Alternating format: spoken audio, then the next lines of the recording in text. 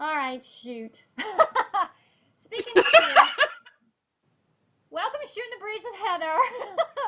I cannot believe what I just did. I just had this great interview with Crystal Barnes.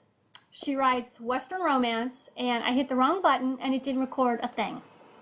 So if you've got time to stick with me, Crystal, we'll do it one more time. I love technology. Sure. But at least we can see each other, and we can hear each other now. The first time we tried it, we couldn't even do that. So we're making progress. So, dang it, I'm going to start over. If you're not familiar with who Crystal Barnes is, let's see if I can show you the picture. Can you see that, Crystal? No, I can't. Well, where is it? Okay. I did there for a second. Fudge, whatever. Anyway, well, she's got 4 or 5 books out. She's got Love, Stock and Barrel, Win, Love, or Draw, Signed, Sealed, and Delighted. 3 books in the Marriage Mayhem series. She is from Texas. Now tell me where in Texas you are from again. I'm in the Piney Woods, about 100 miles or so north of Houston. She's 100 miles or so north of Houston. I thought I had a southern accent. Oh, I can make it worse. Trust me.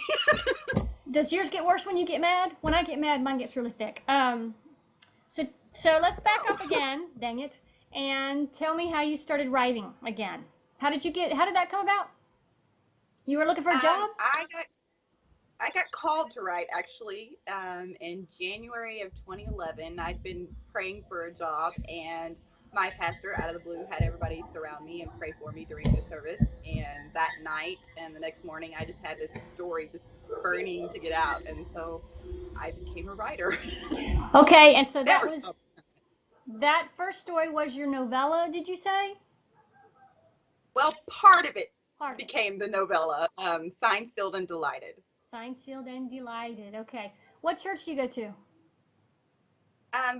Trinity Tabernacle in Trinity, Texas. Tabernacle. Is that a Pentecostal? Assembly of God. Assembly of God. That's all right. I got a Pentecostal background.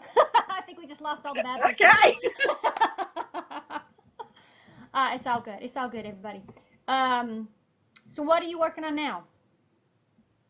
I'm currently working on the 3rd full-length novel in the Marriage and Mayhem series. It's called Hook, Line, and Suitor. Hook, Line, and Suitor. And what is it about? It is about one of the ranch hands that was in Win, Love, or Draw. He was a Texas Ranger in Love, Stock, and Barrel.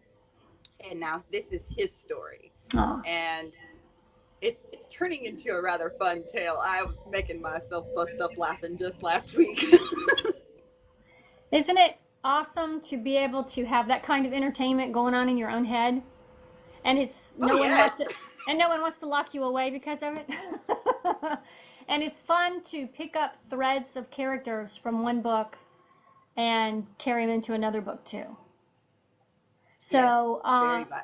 So I said in the interview that did not get recorded that I met you through a collection that I got invited to be in with Janice Hannah Thompson, who is a pretty well-known writer herself. And I want you to tell me how you met her.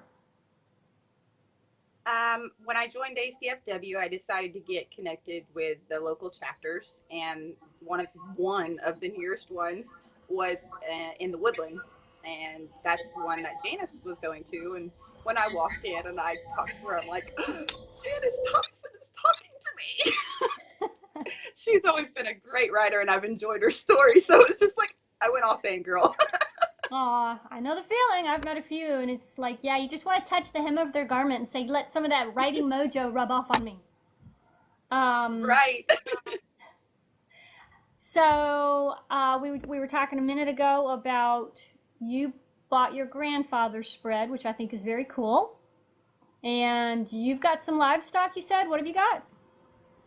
I've just got some chickens and some dogs. Most of the time I help my parents with their livestock and processing and canning food from their property and helping them process deer and all that kind of stuff. So when people read your books, they're actually getting somebody that knows a little bit about ranch life and life in Texas and makes you a stronger writer. Yep. You help. Bless your heart. Okay, so last but not least, let me ask you a couple of funny questions.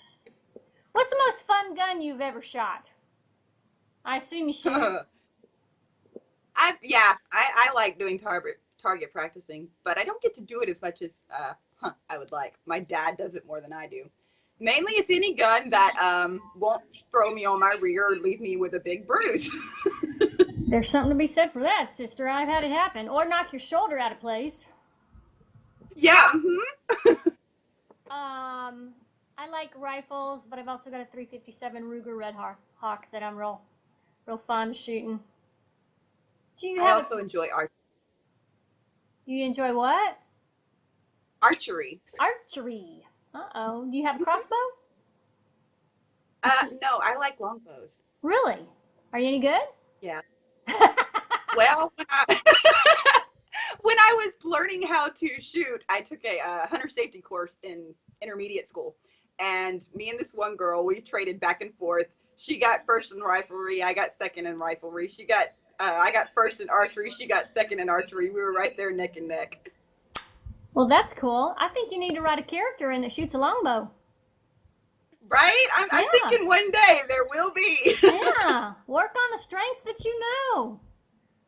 Right? Let's see. One last question. Trying to be. Do you have a pet that hangs out with you while you're working?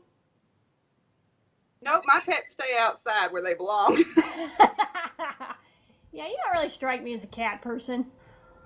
Unless it's a barn cat. Used to. Well, does your family, all right, well, last question and then I'll let you go because I've tied you up long enough. When your family pampers you, and I'm assuming they do, what do they do to help you out with your writing? Mostly they will go to town for me and buy my groceries or stuff like that for me. That saves me like an hour's worth driving there and back. So, yeah, that's very helpful. That's one way they pamper me. And that is pampering, isn't it? It's like, people don't understand. Oh, yes. Time is valuable when you are a writer and you don't want to leave that store. And if somebody can go to the grocery store for you, that's pretty awesome. Oh, yes, very. And then you get Janice, who bakes, and she could send you cupcakes and you'd never have to leave the house. Okay, well, everything seems to have gone fine this time, Crystal. So I think we have a good interview. I've enjoyed it. I've enjoyed meeting you.